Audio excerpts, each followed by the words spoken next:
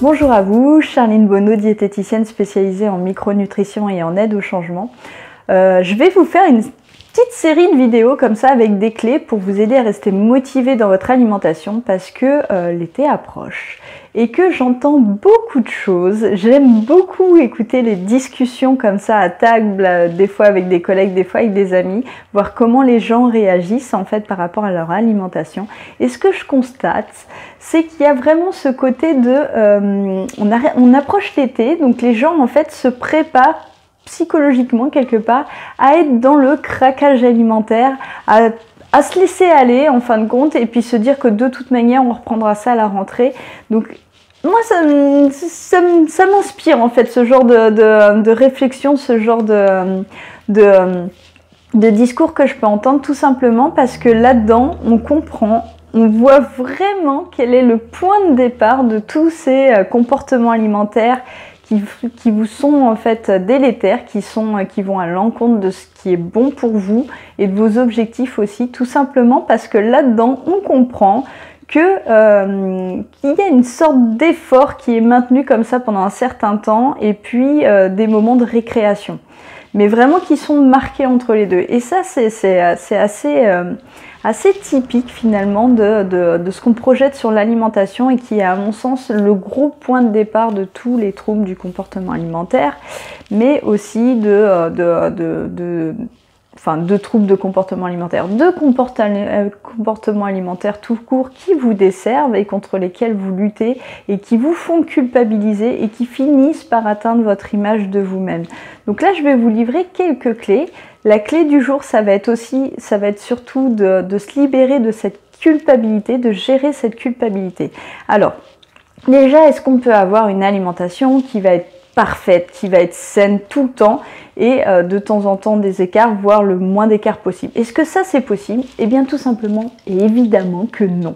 Bien sûr que non. Tout pendant que vous voyez les choses de cette manière-là, vous êtes en train d'opposer en fait une bonne alimentation et puis versus l'alimentation catastrophique. Si vous saviez le nombre de fois qu'en consultation j'entends les gens me dire, quand ils me décrivent leurs habitudes alimentaires, avant même qu'ils me donnent le contenu de leur assiette, ils sont déjà en train de dire je sais que je fais mal, oh je fais mal. Si vous saviez le nombre de fois, le nombre de jugements que je peux entendre liés au comportement alimentaire, aux habitudes alimentaires, je trouve ça vraiment fou parce que puisque les gens ont conscience que ce comportement alimentaire ou cette habitude alimentaire n'est pas bonne pour eux, on se demande bien pourquoi ils le font finalement.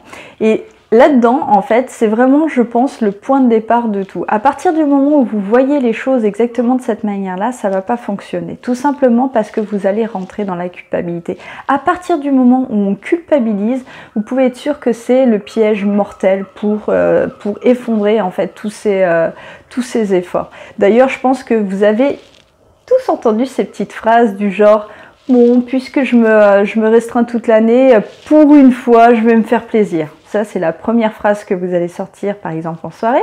La deuxième phrase, ça va être « Bon, allez, foutu pour foutu, c'est bon, j'y vais gaiement ». Et la troisième phrase, évidemment, « Demain, je me reprends, demain, je m'y remets ». Donc ça, c'est vraiment typiquement les phrases classiques que vous êtes entendues, que je me suis dit aussi. Hein, je ne dis pas que je suis moi aussi, ça m'arrive de me dire des choses comme ça. Mais vous voyez, à partir du moment où vous êtes dans ce raisonnement-là, vous aurez toujours ce comportement qui vous amènera forcément dans des excès et qui vous amènera sur le chemin de la culpabilité qui pourra que inciter ce type de comportement et ce cercle vicieux. Donc c'est absolument pas là-dedans qu'il faut tomber et c'est bien d'en prendre conscience en fait pour changer les choses parce que ça va vraiment pas vous aider au quotidien.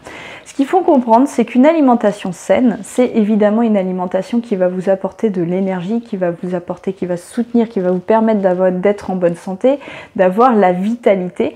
Mais il y a aussi des composantes qui sont importantes dans l'alimentation et notamment tout ce qui est hédonisme et aussi convivialité, sociabilité.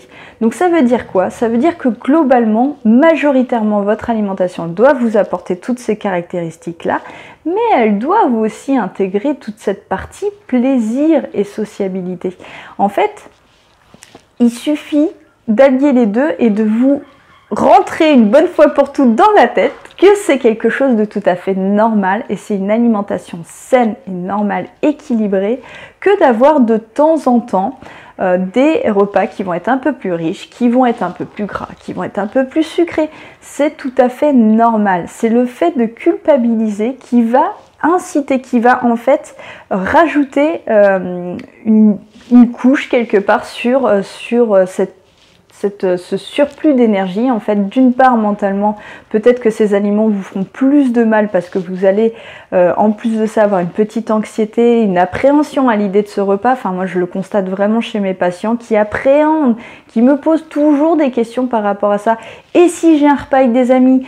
Et si je vais au restaurant? Et si j'ai des sorties? Et alors, c'est normal, c'est votre alimentation, on est vivant, on est humain, et regardez des personnes qui vont être saines et qui sont des mangeurs intuitifs, hein, c'est fou parce qu'on finit par caractériser les gens qui mangent de manière normale, ils n'ont pas de soucis en fait, ils peuvent très bien manger au restaurant de temps en temps, des choses comme ça, et pourtant physiologiquement ils ne sont pas complètement différents. Par contre, le fait d'avoir une anxiété à chaque fois que vous appréhendez un repas qui va sortir de l'ordinaire, tout ça, ça va faire qu'accentuer le problème, tout simplement parce que l'anxiété, ça veut dire aussi un peu de cortisol, ça veut dire toutes ces choses-là. Et puis, il y a la charge émotionnelle que vous mettez derrière qui va faire que vous allez tomber dans ce cercle vicieux, comme je vous l'ai expliqué. Donc, en fait, la vérité là-dedans, ça veut dire que arrêtez la culpabilité, en fait. C'est tout à fait normal d'avoir des repas. Intégrer ces écarts dans une alimentation normale. Arrêtez de distinguer bonne alimentation versus je fais un écart craquage, en fait. À partir du moment où vous faites vraiment la sectorisation entre les deux, c'est foutu. Tout simplement parce que vous allez culpabiliser. Alors que si vous faites confiance à votre organisme, si vous mangez un petit peu plus à un repas parce que vous avez une sortie, etc., déjà, vous pouvez tout simplement derrière faire un peu plus d'activité, sortir. Par exemple, si vous êtes au restaurant ou que vous êtes en vacances, etc., rien ne vous empêche de vous promener un petit peu. Si vous avez un apport énergétique un peu plus important, ben, il suffit d'avoir une dépense énergétique derrière qui soit adaptée. Et puis, en plus de ça, ce qu'il faut vous dire, c'est que si vous enlevez toute cette culpabilité, cette charge émotionnelle, vous allez naturellement moins manger les repas suivants. En fait, c'est la culpabilité qui va inciter le fait que vous allez continuer à manger plus, etc. parce que vous allez vous sentir mal intérieurement. Par contre, si vous êtes OK avec le fait de manger de temps en temps des repas un peu plus riches, etc., je vous garantis que les repas suivants, vous allez avoir envie de manger plus légèrement, vous allez avoir moins faim.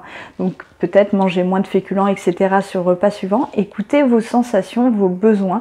Moi, je peux vous dire que quand je mange des repas qui sont très gras, j'ai qu'une envie, c'est de manger des légumes après, et je me force absolument pas, c'est mon organisme qui les réclame. Manger gras et salé, souvent, ça me demande vraiment derrière, ça me donne l'envie, en fait, tout simplement, de manger quelque chose qui va être nettement moins salé et léger. Souvent des légumes crus, en tout cas j'écoute absolument mes envies à ce moment-là. C'est ça être un mangeur intuitif, c'est ça avoir une alimentation intuitive. Faites confiance à votre organisme, je vous assure que c'est une merveille sur le plan... il y a tellement de mécanismes qui viennent compenser en fait tous ces dysfonctionnements. C'est votre mental qui vient couper, qui vient casser en fait tous ces mécanismes. Donc faites-vous confiance. Demain, je vous livre une autre clé pour vous aider encore une fois à rester donc sur le chemin d'une bonne alimentation, parce que vous allez voir, il y a quand même beaucoup de choses. Tout ça, c'est que des visions d'esprit, mais je vous assure que ça change beaucoup de choses en fait. L'interprétation. N'oubliez pas que c'est votre cerveau qui interprète les choses, qui met du sens derrière les informations que vous avez. Donc ça change beaucoup de choses de changer de sens à cette information, à cette chose que vous vivez. Donc c'est très important. Voilà, ça va être les différentes clés que je vais vous livrer sur les jours à venir. On se retrouve demain pour la prochaine vidéo. Si cette vidéo elle vous a plu, pensez à la partager, à liker et aussi à vous abonner à ma chaîne. Et puis n'hésitez pas à laisser des commentaires aussi, ça me fait plaisir de vous lire. Bonne journée, au revoir.